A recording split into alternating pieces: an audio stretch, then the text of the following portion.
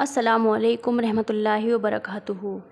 ناظرین، آج کی اس ویڈیو میں ہم جانیں گے ایک ایسے دن کے بارے میں جو پورے سال میں سب سے عظیم، سب سے برکت والا دن ہے۔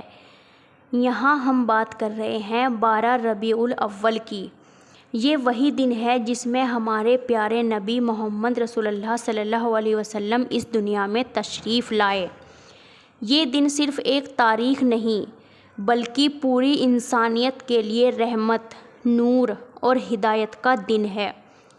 اس دن کو اللہ رب العزت نے اتنی عزت بخشی ہے کہ اس دن کے بعد پوری دنیا کا نقشہ ہی بدل گیا۔ اللہ نے قرآن میں فرمایا، اور ہم نے آپ کو یا رسول اللہ صرف رحمت للعالمین بنا کر بھیجا۔ اس کا مطلب ہے کہ نبی صلی اللہ علیہ وسلم کا آنا صرف ایک قوم کے لیے نہیں بلکہ انسانوں، جن اور پوری کائنات کے لیے رحمت بن کر آیا۔ حضرت ابن عباس رضی اللہ عنہ فرماتے ہیں، رسول اللہ صلی اللہ علیہ وسلم کی ولادت کا دن سب سے عظیم دن ہے، کیونکہ اس دن اللہ تعالیٰ نے انسانیت کو رحمت عطا فرمائی۔ نبی صلی اللہ علیہ وسلم کی ولادت مکہ مکرمہ میں ہوئی۔ یہ واقعہ عام الفیل یعنی ہاتھی والے سال میں ہوا۔ یہ وہی سال تھا جب ابرہہ اپنی فوج کے ساتھ کعبہ کو گرانے آیا تھا، لیکن اللہ نے اسے ابابیل کی چڑیاؤں سے ہلاک کر دیا۔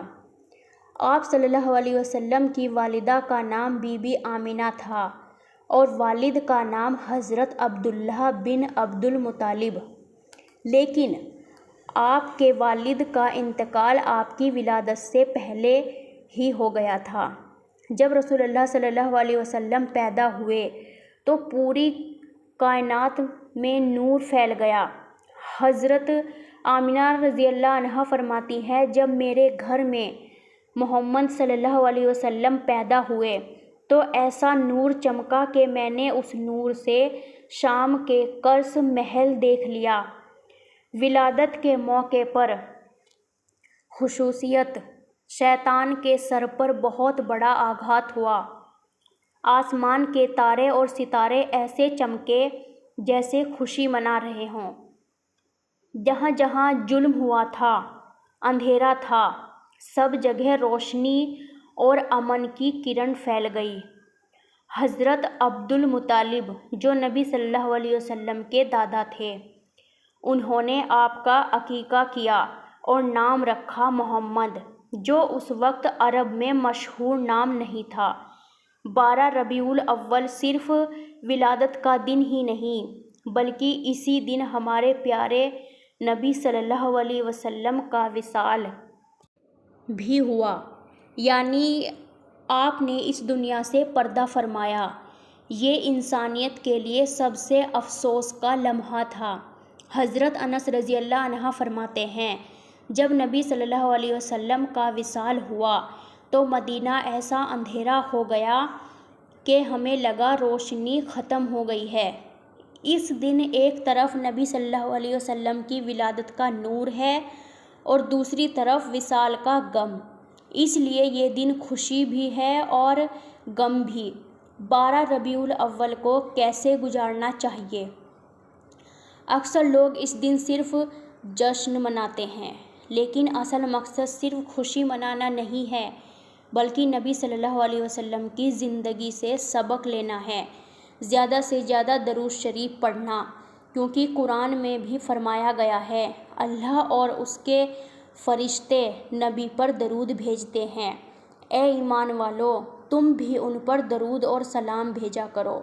صدقہ اور خیرات کرنا، اس دن غریبوں کو کھلانا، ان کی مدد کرنا اور اللہ کے راستے میں مال خرچ کرنا بہت ثواب کا کام ہے۔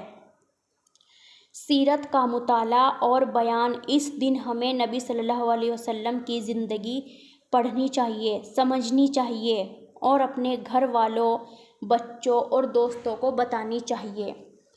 عبادت اور شکر ادا کرنا، رات کو نفل نماز اور قرآن کی تلاوت کرنی چاہیے۔